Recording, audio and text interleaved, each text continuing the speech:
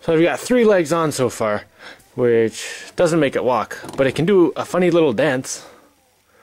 Rara, I'm gonna need you out of there while I do the funny little dance.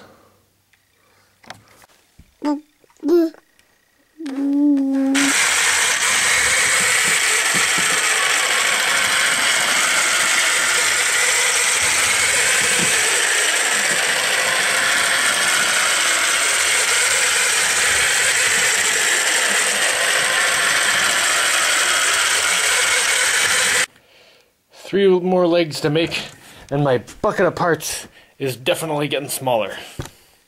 It just takes a kind of a long time to make one of these. Well, not a long time, like a whole day or something, but I don't actually know how long it takes, and I've just been doing other things and putting them together when I have time.